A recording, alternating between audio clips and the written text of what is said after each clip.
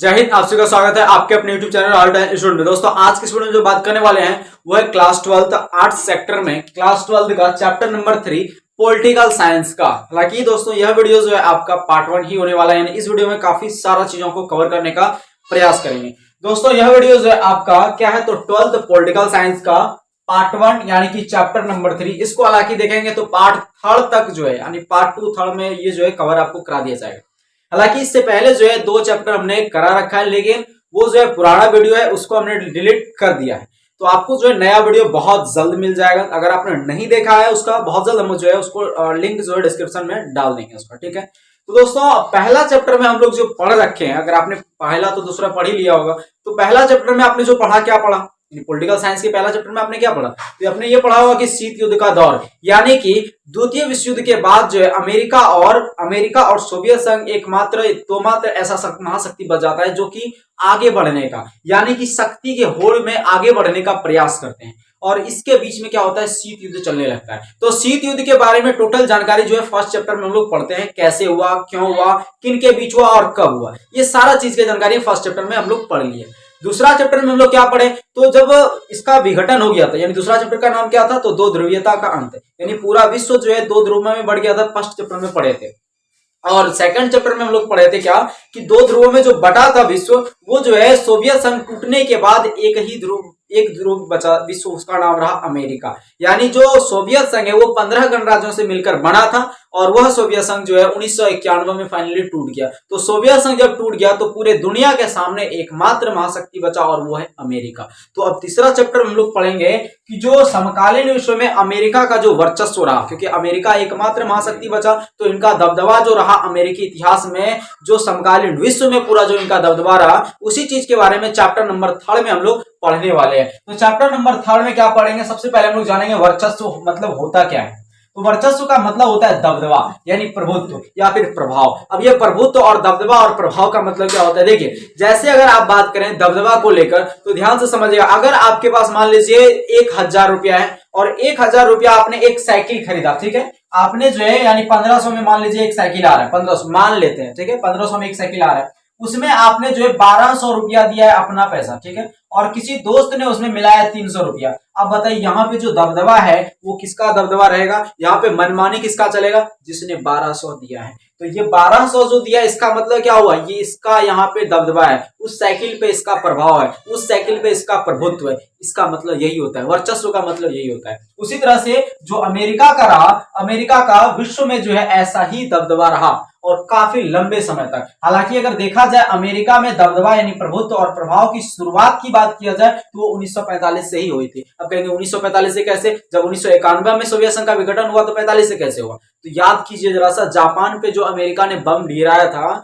एक little boy और एक था क्या बोलते हैं उसको, फैटमैन, लिटिल बॉय और फैटमैन, ये दोनों बम जो गिराया था जापान पे 1945 में ही गिराया था, है ना। तो वहीं से इनका प्रभुत्व था, यानी वहीं से इसका मन जो है बड़ा हुआ था, इसको किसी से डर नहीं था। ये डर नहीं था कि भाई हम अगर कुछ कर देंगे तो हमको यूएनओ दिक्कत करेगा हमको। यूएनओ क्या है, आपने सेकंड चैप्टर में पढ़ा ही होगा। यूएनओ एक संगठन है जो कि 24 अक्टूबर 1945 को स्थापना हुआ था यूएनओ का, है ना। और ये क्या करता है, पूरे देशों को संचालित करता है, यानी पूरे देशों को अगर सैनिक संगठन चाहिए, पूरे देशों को कोई सहायता चाहिए तो उसके लिए हर चीज में ये मदद करता है, ठीक है, जिसमें ज्यादातर अधिपत्य जो है अमेरिका का है।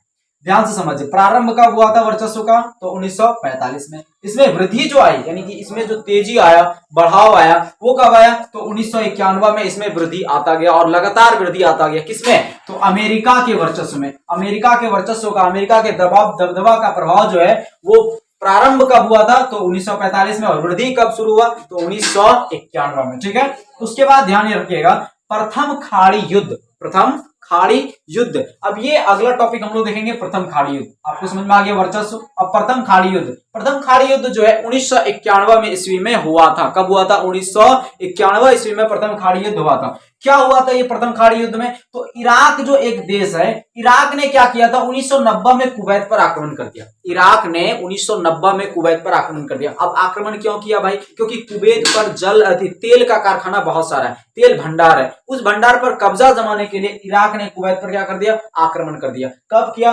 1990 में। अब आक्रमण कर दिया तो यहाँ पे जो है कई सारे देशों ने उनको समझाया, बहुत सारे देशों ने उनको समझाया, यहाँ तक कि यूएनओ ने भी उसको समझाया, लेकिन ये माना नहीं। ये नहीं माना और उस पर आक्रमण कर दिया। अब यूएनओ गुस्सा कर गया, यानी यूएनओ जो है पूरा गुस्सा गया। अब ये यूएनओ क्या है? तो यूएनओ एक संगठन है जो कि हर देशों को आर्थिक, सैनिक और कोई भी चीज की सहायता चाहिए तो यूएनओ उसे प्रदान करता है। इसकी स्थापना अगर देखें तो 24 अक्टूबर 1945 को हुआ था। कब हुआ था? 24 अक्टूबर 1945 को इसकी स्थापना हुई थी यूएनओ की। ठीक है, इतना आपको याद रखना है बस। ठीक है, तो इसने क्या किया? समझाया, लेकिन ये नहीं माना इराक। अब ये सैनिक कार्रवाई कर दिया। किस पर? तो इराक पर सैनिक कार्रवाई करना शुरू कर दिया। और यह जो इसने फैसला लिया कि हमको जो है इराक पर सैनिक कार्रवाई करना है, यह फैसला इसका नाटकीय फैसला कहला है। यानी यूएनओ ने जो सैनिक कार्रवाई का फैसला लिया इराक पर, वो सैनिक कार्रवाई जो है इसका नाटकीय फैसला कहला है। आप कहेंगे क्यों कहा नाटकीय फैसला ऐसे? तो ध्यान से याद रखिएगा कि 1945 में यूएनओ की स्थापना हुई थी और 45 साल तक इसने जो है कोई फैसला नहीं लिया था। और 45 साल के बाद इसने जो है एक पहली फैसला लिया था प्रथम खाड़ी युद्ध में इराक के खिलाफ। तो वही जो है फैसला नाटकीय फैसला कहलाया। ठीक है, उसके बाद जॉर्ज बुश ने इस पर रिएक्ट होते हुए कहा कि ये नई विश्व व्यवस्था की संज्ञा दी, यानी इस युद्ध को जो है नई विश्व व्यवस्था की संज्ञा दी। आप कहेंगे नई विश्व व्यवस्था की इसने जॉर्ज बुश ने क्यों दिया संज्ञा? ये जॉर्ज बुश कौन है? तो जॉर्ज बुश जो है अमेरिका के राष्ट्रपति थे उस समय। ठीक है, तो अमेरिका के राष्ट्रपति उस समय थे और इसने जो है नई विश्व व्यवस्था की संज्ञा दी इस युद्ध को। क्यों? क्योंकि यहां देखिए यूएनओ खुद उसमें संलग्न हो रहा है। तो समझिए कि एक बड़ा एक संगठन है, अंतरराष्ट्रीय संगठन, और ये इसमें संकलन हो रहा है, तो कितना खतरनाक युद्ध हो सकता है। इस वजह से शायद इसने जो है इसे नई विश्व व्यवस्था की संज्ञा दे दी। उसके बाद इसमें यानी कि टोटल जो देश था वो 34 देशों ने मिलकर के 6,60,000 सैनिक इसमें दिया था। 6,60,000 सैनिक जो है इस पे कार्रवाई करने के लिए यूएनओ ने दे दिया, जिसमें कि 75% जो सैनिक था वो अमेरिका का था। अब यहाँ पे ध्यान रखिए, यहाँ पे भी अमेरिका का दबदबा रहा। सोच लीजिए, अमेरिका ने अकेले जो है 75% सैनिक दिया था और बाकी सब मिला करके देशों ने जो है बाकी 25% सैनिक दिया था, है ना। तो यहाँ पे भी अमेरिका का दबदबा रहा। सेना प्रमुख, यानी इतना बड़ी सेना को संभालने के लिए जो है प्रमुख चाहिए कि नहीं, उसकी आवश्यकता होती है। तो नॉर्मन श्वार्ज़कॉव नाम का एक सेना प्रमुख उसे निर्धारित किया गया और सेना प्रमुख ने जो है यानी नॉर्मन श्वार्ज़कॉव ने इस युद्ध को जो है, इस फैसले को, इस आक्रमण को, इस जो है कार्रवाई का नाम जो दिया वो क्या दिया? Operation desert storm. अब यहाँ पे दो चीज क्वेश्चन बन सकता है। क्या बन सकता है कि प्रथम खाड़ी युद्ध को ऑपरेशन डेजर्ट स्टॉर्म की संज्ञा किसने दी? तो नॉर्मन श्वार्ज़कॉव, जो कि उस सेना के सेना प्रमुख थे। उसके बाद इराक के राष्ट्रपति यानी जिसने आक्रमण किया था कुवैत पर, खुद ये भी कह रहे हैं कि ये लगता है 100 जंगों का एक जंग साबित होगा, यानी 100 जंग अगर लड़ा जाए तो ये एक जंग साबित होगा 100 जंगों का। और इस बम में इस युद्ध में जो है यानी कि प्रथम खाड़ी युद्ध में जो है स्मार्ट बमों का यूज किया गया। किसका युद्ध? स्मार्ट बमों का यूज किया गया, स्मार्ट बमों का उपयोग किया गया, जिस वजह से इसे कंप्यूटर युद्ध भी कहा जाता है। कंप्यूटर युद्ध किसे कहा जाता है? तो प्रथम खाड़ी युद्ध को कंप्यूटर युद्ध कहा जाता है। इतना याद रखना है आपको। अब कहेंगे ये स्मार्ट बम क्या होता है? देखिए, आप घर बैठे ही जो है कंप्यूटर द्वारा मिसाइल लॉन्च होता है कि नहीं, कंप्यूटर द्वारा बम फेंकाया जाता है कि दूसरे देशों पे, तो इसी को बोलते हैं स्मार्ट बम। तो इस युद्ध में जो है स्मार्ट बमों का यूज किया गया और लाइव प्रसारण किया गया। क्या किया गया? लाइव प्रसारण, लाइव टेलीकास्ट। जैसे क्रिकेट मैच आप देखते हैं कि नहीं, उसी तरह से लाइव टेलीकास्ट इसमें किया गया, युद्ध को दिखाया गया लाइव टेलीकास्ट। क्यों? क्योंकि अमेरिका अपना पूरे विश्व पे दबदबा बनाना चाहता था, पूरे विश्व को दिखलाना चाहता था कि मेरे देश का सैनिक जो है कैसा है, मेरे देश का सैनिक का दबदबा कैसा है। और उसी चीज का प्रसारण करने के लिए, उसी दबदबा को बनाए रखने के लिए, उसी वर्चस्व को बनाए रखने के लिए अमेरिका ने खास तौर पे ये प्रबंध किया था और उस युद्ध को यानी प्रथम खाड़ी युद्ध को लाइव टेलीकास्ट दिखाया था, लाइव प्रसारण किया गया था। और इस वजह से इस युद्ध को जो है, इस वजह से क्या कहा जाता है? तो वीडियो गेम वॉर युद्ध भी कहा जाता है, वीडियो गेम वॉर युद्ध भी कहा जाता है। ठीक है, तो इतना आपको याद रखना है। यहां से 2-3 क्वेश्चन बन सकता है कि वीडियो गेम वॉर युद्ध किसे कहा जाता है? प्रथम खाड़ी युद्ध को। कंप्यूटर युद्ध किसे कहा जाता है? प्रथम खाड़ी युद्ध को। प्रथम खाड़ी युद्ध को जो है ऑपरेशन डेजर्ट स्टॉर्म की संज्ञा किसने दी? तो नॉर्मन श्वार्ज़कॉव। प्रथम खाड़ी युद्ध को नई विश्व व्यवस्था की संज्ञा किसने दी? तो जॉर्ज बुश, है ना। उसके बाद जो है यूएनओ का इराक के खिलाफ यूएनओ का जो फैसला था वो क्या कहलाया? नाटकीय फैसला कहलाया।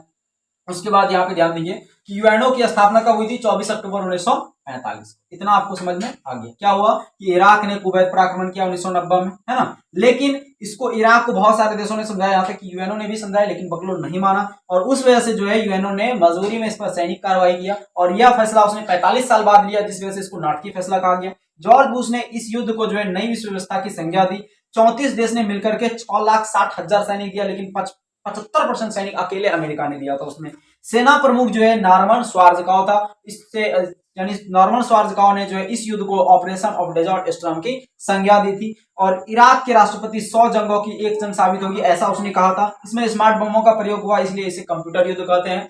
लाइव प्रसारण इसमें चला, वीडियो गेम वॉर युद्ध की तरह, है ना। इसी वजह से प्रथम खाड़ी युद्ध को वीडियो गेम वॉर युद्ध भी कहा जाता है। और ये कब हुआ था? 1991 ईस्वी में, जो कि आपके एनसीईआरटी बुक के अनुसार से ये हम यहाँ पे इसमें लिखे हैं, ठीक है। उसके बाद है हाईवे ऑफ डेथ।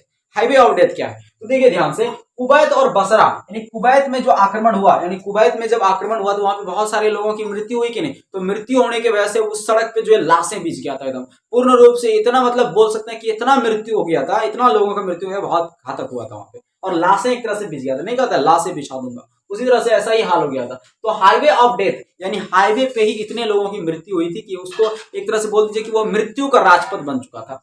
तो वही हो गया, हाईवे ऑफ डेथ का मतलब ये होता है मृत्यु का राजपथ, ठीक है। तो कुवैत और बसरा के बीच की सड़क को ही हाईवे ऑफ डेथ कहा गया, यानी कि डेथ, वहां पे लोगों की मृत्यु हो गई थी हाईवे पर, तो हाईवे ऑफ डेथ कहा गया। यानी कुवैत और बसरा के बीच की सड़क को क्या कहा गया? Highway of death. और यह जो घटना था, इस घटना का संबंध किससे था? तो प्रथम खाड़ी युद्ध से, क्योंकि प्रथम खाड़ी युद्ध में ही कुवैत में आक्रमण हुआ था।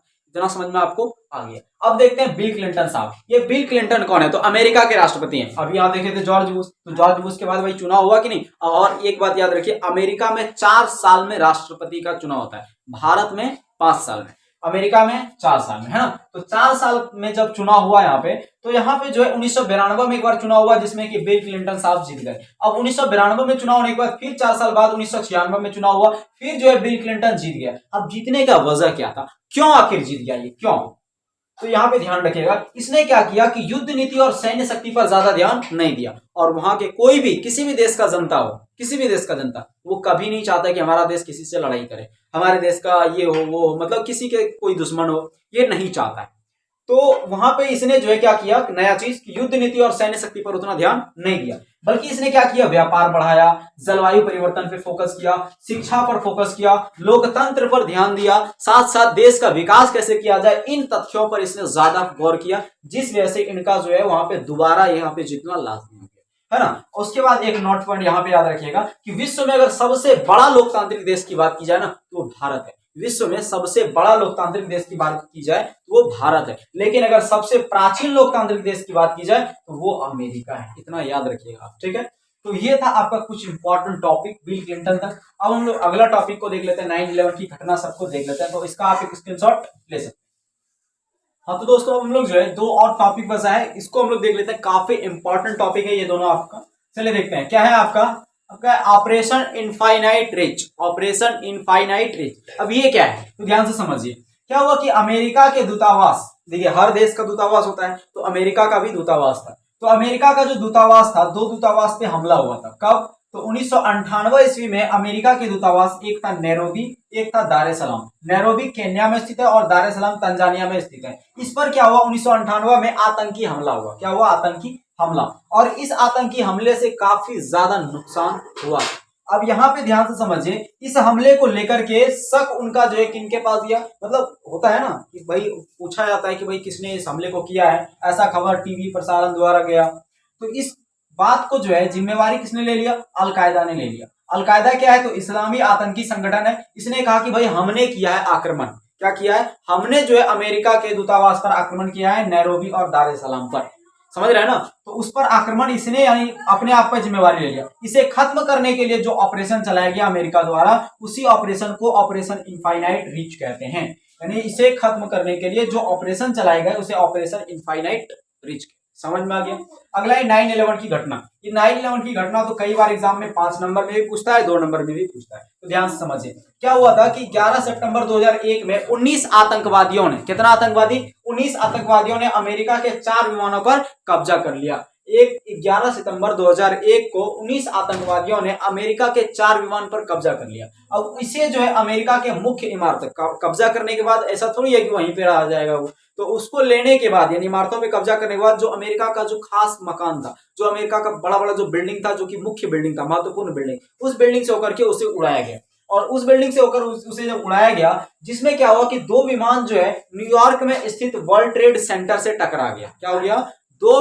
उसमें 2 विमान, 4 विमान लेके उड़ा था, जिसमें 2 विमान जो है अमेरिका के वर्ल्ड ट्रेड सेंटर जो कि न्यूयॉर्क में है, वहां से क्या हो गया, टकरा गया। तीसरा विमान जो है अमेरिकी रक्षा मंत्रालय जो कि पेंटागन यानी कि अमेरिकी रक्षा मंत्रालय से तीसरा विमान जो है क्या हो गया, टकरा गया। और चौथा विमान जो है पेंसिल्वेनिया के खेत में जाकर के गिरा, है ना। इतना काम होने के बाद इस हमले में जो है 3000 लगभग लोग मारे गए थे, 3000 लोग। और यह अमेरिकी इतिहास का सबसे बड़ा हमला था। ऐसा हमला पहले कभी नहीं हुआ था इतिहास में, इतना बड़ा अमेरिकी इतिहास में, समझ रहे हैं ना। तो अमेरिकी इतिहास का यह सबसे बड़ा हमला था। और अमेरिका में महीना पहले और तारीख बाद में लिखा जाता है, जिस कारण 9/11 यानी कि नवा महीना, सितंबर नवा महीना और 11 तारीख, तो 9/11 की घटना इसे कही जाती है। ठीक है, अब ये बात आपको समझ में आ गया होगा।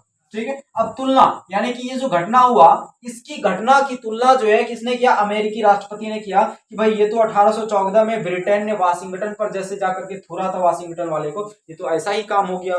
और फिर जो है 1941 में जापान ने जो है पर्ल हार्बर पर जैसे हमला किया था, सेम वही काम जो है इसमें हो गया। तो इसने जो है तुलना करना शुरू कर दिया, समझ रहे हैं ना। जैसे नहीं होता है आपस में बात करते हैं, उसको जैसे काटा था वो हमको आज वैसे ही काट लिया मधुमक्खी, समझ रहे हैं ना। जैसे उसको मारा था ना, वैसे आज भी हमको मारा है। तो सेम, समझ रहे हैं ना, तुलना करता है। तो यहाँ पे भी अमेरिका को इतना थोड़ा पकड़ के कि तुलना वो भी करना शुरू कर दिया, समझ रहे हैं। तो इतना चीज आपको समझ में आ गया, ये टॉपिक कुछ इंपॉर्टेंट सा था। अब हम लोग जो है पार्ट 2 वीडियो में देखेंगे। ठीक है, इतना आपको कवर हो गया होगा, तो इसका आप एक स्क्रीनशॉट यहाँ से ले सकते हैं। तो दोस्तों मिलते हैं अगले वीडियो में, तब तक के लिए जय हिंद, जय भारत।